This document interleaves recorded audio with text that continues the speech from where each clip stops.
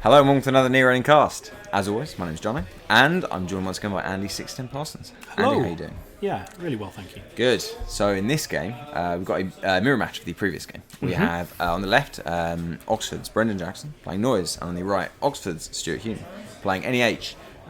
We mentioned in the previous video that these guys play against each other quite a lot. They obviously collaborate on the decks a lot. They're running almost identical builds, there's like 1 or 2 cards difference on both sides today. Have you ever been paired up against someone you play against a lot locally? Every tournament, Yeah. Rob and I end up having to face against each other. That would be Rob Thompson. And usually he gets the better of me. Not always, but it's become a long-standing joke, and I'm actually really looking forward to Worlds where he won't be there. Playing him round one. So I won't. Oh, he's not there? He's not there, thankfully. Okay. For the first time in a long time, it'll be a major tournament where I won't be playing Rob. Good. No offence to him, I'm sure he'd probably do better than I would if he came along. Yeah, so these guys will definitely know each other's decks very well. They'll have a good idea of what's going on both sides. So Stu will know that Brendan's Noise is a kind of Virus Mill Faust build, and Brendan will know that Stu is playing Butcher Shop, all the way Butcher Shop NEH. Okay, so first question then, and an interesting axis of too good to be true. Brendan imps it and clears the tag. Correct decision? Oh, well, I think it's tricky. You've got the weird situation where Stu hasn't put any ice down yet. That's true, he did mulligan as well. And he's got a big pile of money, and Brendan must be a bit concerned that there may be some fiery death coming his way. I think going in with imp is a good call. Unfortunately, accessing an agenda isn't what he really wanted. I think he did the right thing to imp it and clear the tag, but it's set him back quite a way, I'd imagine. Yeah. You make a good point. It's worth highlighting that Stu mulliganed, and his first turn was to install for a draw, and then sweep, and then take a credit. So he doesn't have ice, and he doesn't have economy. So what does he have in his hand? I mean, Jackson may now fix the problem. I guess maybe there are a lot of agendas. Quite probably, and or death, as you say. Or he death. He could have had the mid-season Scorch combo in his hand as well. Yeah. I guess that was what Brendan was worried about. I mean, I think from Brendan going in with imp, I think it's win-win if he hits some way of killing him, damaging him, and can get rid of it. That's great. If he gets an agenda like an Astro, that's really good. The too good to be true is probably one of the worst cards he could have hit, because he got the tag, but also it wasn't going to benefit him really in the long run. Yeah, that's right. You could take the risk and steal it. Maybe he's happy to play the long game and wait. He's losing at the moment, but maybe he wants the credit advantage. You know, he wants to be ahead. Yes. Before he starts taking stealing. Agendas. I mean, he could also be sort of trying to do a plan of milling as many agendas as possible into the bin, and then going with a Hades shard, something like that. So it could be a turbo mill. Yeah. So he's not afraid about checking R&D. Imp a wall of static. I think that's fair. If he's going to go again, maybe. I mean, if he thinks that Stu's lacking ice, wall of static is cheap and will also be taxing in the longer run, and it doesn't die very easily to parasite. So that's quite good. Ooh, the Astro script. There's an Astro behind the Data Raven. So Stu obviously felt quite safe that Brendan wasn't going to hit the Data Raven, go through the Data Raven. I mean, even if you take the tag, if you can't break it, it's super dangerous. Oh yeah. I'm not sure what the solution is to Data Raven in Brendan's deck. I guess it's Faust. That might be it. Yeah, Faust and Parasite. I'd imagine. I mean, he possibly has a Mimic. I don't think he has a Mimic. He'll have David, but I don't think that's any good either. No, David won't work. Yeah. And a Naked Beetle there as well. So it looks like maybe he just started to swing agendas to help draw out. Interesting. Okay, so he's already got the 4-point advantage. Do you check this other remote if you're Brendan? Have we seen what it is? I don't think so. It's clearly the first one. I'm not 100% sure what it was that went down. It could be a Cyberdex. Yeah, could be a Cyberdex. Could be a second Jackson. Yeah, I think Jackson's probably a good shout because it hasn't been res, so it's not a pad or I don't know, any other random economy asset. It could be marked that he hasn't bothered to load up yet. Yeah, that's possible. Okay. So I definitely saw a Scorched Earth in hand, but we know we saw that in R&D. Okay, so marked accounts. Yeah, good, cool. All right, so that'll help because that's annoying to trash, and it's a click for 3 credits eventually. Yeah. No, it's not bad. Now's the time that Brendan wants an imp to go and take it out when it's nicely loaded up and it's wasted all of Stu's time. Yeah, I guess so. It's only a clot though, so now instant speed clot is obviously ideal for preventing fast advance. Installing it straight out, I mean, it's only 1 credit with Cyber Feeder, so what do you think? Gets a mill, which is always beneficial. He can sell it. And he can sell it for if he a needs profit. to. The situation that Stu's in is that he doesn't have a lot of money. He does have an Astro token, and the clock sitting there forces the purge, I guess. Yeah, I mean, I feel like while Stu's waiting for marked accounts, maybe if he can get a pad installed as well, something like that, he might purge quite soon. It's just behind the Data Raven then, so another agenda or maybe a Sansan or something. Yeah, it could be. I mean, it could be something that's potentially just there to bait a run through that Data Raven that's going to be really, really taxing. Could be Jackson, I suppose. Yeah, it could be Jackson. Another marked. I mean, that would be rather rude. I guess the problem is if it is something that's more long term, you've got it sat there behind the Data Raven rather than something that's more interesting. Yeah, I feel like it's going to be it'd be something more interesting. Okay, so Brendan with the credit advantage is happy to plough into the Data Raven and beat the trace. Stu doesn't boost, so it is just Jackson. Stu doesn't boost the trace on Data Raven, so Brendan can just pay the 3 to beat the trace and then clear the tag. Still probably happy to have trashed Jackson though. I mean, he'd not trash it, but force the use. Getting it out of the game. That's 2 down, and particularly if he gets a mill of the 3rd.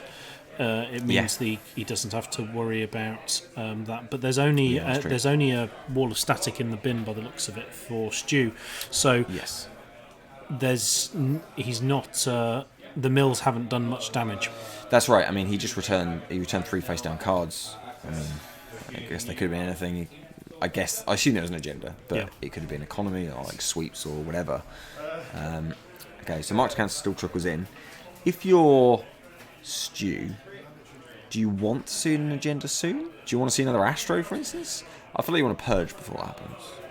Yeah, definitely. I'd purge. Want to purge soon, right? Purge soon. Also, you don't necessarily want to tip your hand that you might have an agenda available. I mean, you could purge now and then, but not necessarily have the agenda. Yeah, you want to purge before the agenda arrives. Yeah. Or maybe install the agenda behind the Data Raven and pretend it's not an agenda. True. I'm not saying that's what it is, but it'd be interesting to see if Brendan takes the bait and checks again. Looks like he's not going to.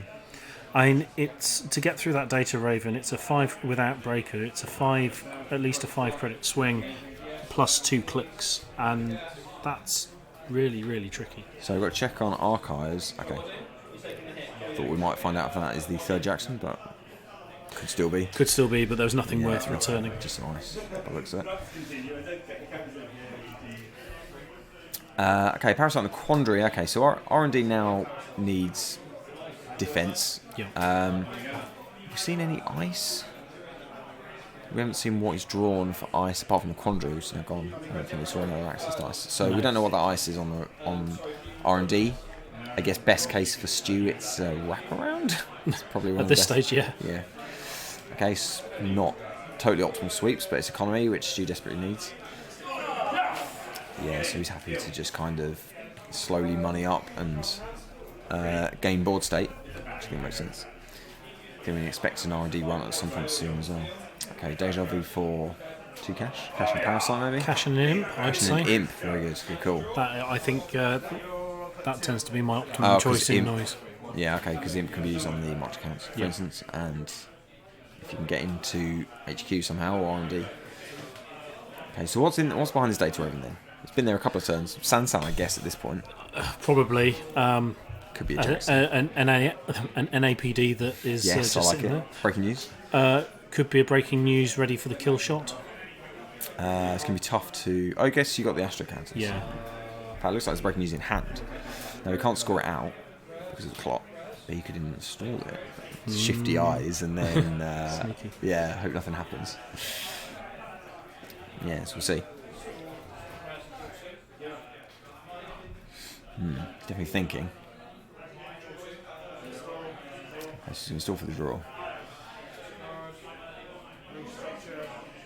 Restructure, okay. Oof. Analyze it. So I didn't see what he installed actually. So I guess it could be the breaking news. I think it was the breaking news. Okay. Which means that it could be getting very sticky for Brendan. Could be game over the next turn, that's right. We know he's got a Scorch. He could easily have drawn a traffic accident or another Scorch, which he can afford. So we're going to run the third remote, sorry. Wrap around, okay, so that's going to keep him out. Stu's having a quick think about how much it takes to kill people. Yeah, okay. And Brendan's having to think about how many cards he wants to end his turn with. Yeah, interesting. So, he's done the maths as well. It's 4 cards. 4 cards for Faust to break a wraparound. Not ideal. No, not. But he's presumably got a Faust in hand because he's doing the maths. So that was I should mention that was click 2. So he's going to install with Faust on 3. He's going to run on 4. Or HQ maybe. It's dangerous. It's either way is dangerous. Yeah. So he's thinking about trashing. Yeah. Okay. So he's going to run on 4. Break the wraparound with Faust. No, he's got 1 card left. 1 card left.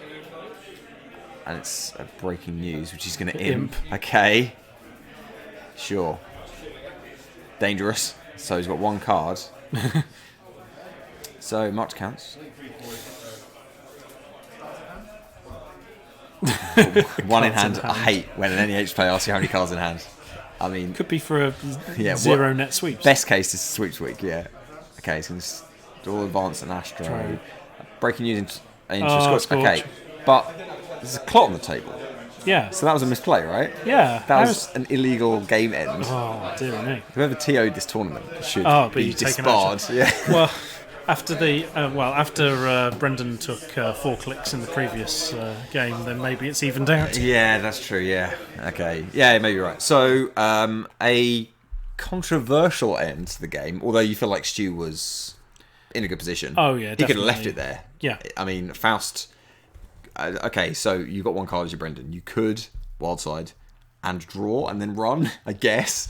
But yeah, I don't know. Or he could have purged. Yeah. Any number of ways around that problem. I think I think that Brendan was running out of answers very well. Had no answers, and Stu, it was a matter of time before he was getting in with the kill. So yeah, a game that technically should not have ended there, but I guess Stu purging would have just bought Brendan a turn. I mean, the only thing, unless he had a clone chip in hand or something. The only thing that would have made a big difference was Brendan had milled a few cards, hadn't checked archives if there were more points in the bin apart from the making news that he put there Jackson's himself. Word gone. And Jackson, we're pretty sure that at least. That second remote could have been a Jackson. Yeah, I suppose. We're not sure whether there was Jackson there, but.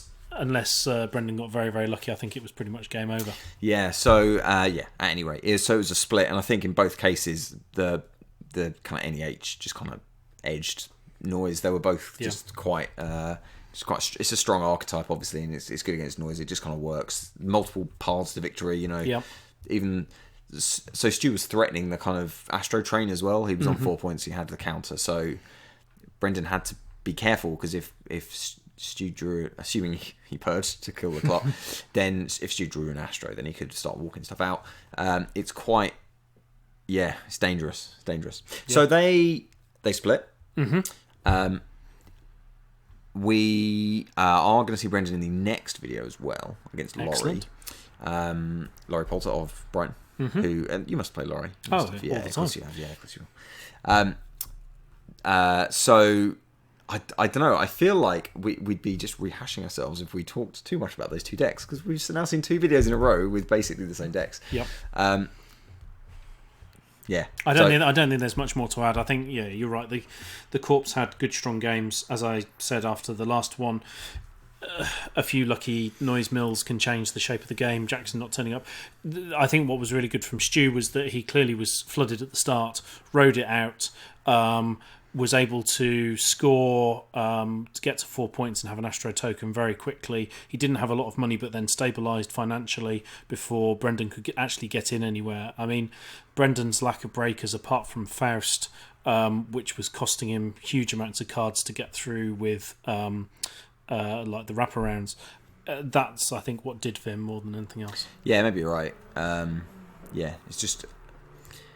Yeah, he didn't quite have the clout, the kind of economic clout to break stuff and win traces and trash all the assets. Yeah. And then I don't know, he had Wildside and Pancakes, but he wasn't... he can quite fuel the Faust through the admittedly fairly anti-Faust ice of Wraparound and Data Raven.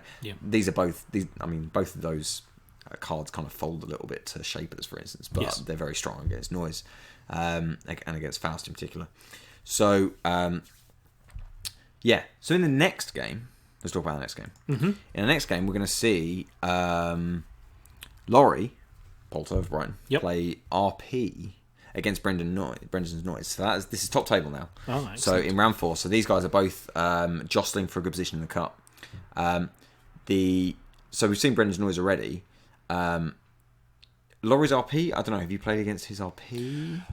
No, he's most of the last I've seen him playing NEH, both Fast Advance and Butcher Shopper variants. I've played against him when he's played ETF, but I haven't had the pleasure of playing against his RP deck. I am most familiar against, I think, his ETF as well, yeah.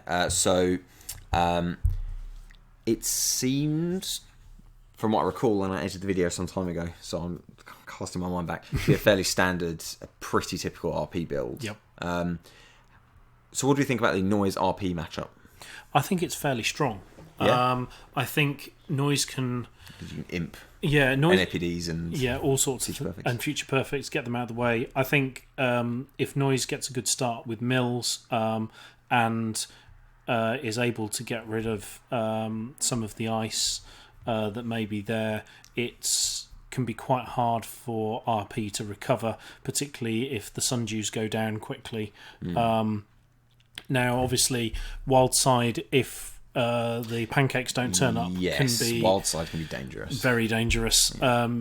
It's the cornerstone of making Noise tick over, but also can cripple him if he can't find what he needs to free his clicks back up. Yeah, Too much partying, not enough silver digging. Yeah, so to state the obvious, a strong RP archetype will deny the runner clicks, which means they can't check the remote, they can't beat Caprice, they can't steal the agenda that's in the remote. And Wildside helps, if anything, when Noise has Wildside, the click loss helps the RP archetype. So yeah, I agree. And there's an argument if you have Wildside against RP to wait until you have the Pancakes, so it's no more than a turn behind or something like that. Yeah. Having said that, a lot of builds kind of rely on the cards. The card source that is Wildside, the draw that you get. I mean, you never, most players will either mulligan for or not dismiss a Noise opening hand that has Wildside in it. They'll look for it as soon as they start. And against decks that are fast in particular, it can not having that is almost as critical as a criminal getting the Desperado out. Yeah, you almost never see a Noise player draw a card because ideally they've got their Wildside early and they never have to. Yeah, that's right. Okay, great. All right, I'm looking forward to that. So, thank you, Andy, for helping me out. Thank you for having me. And thank you for watching, and we'll see you next time.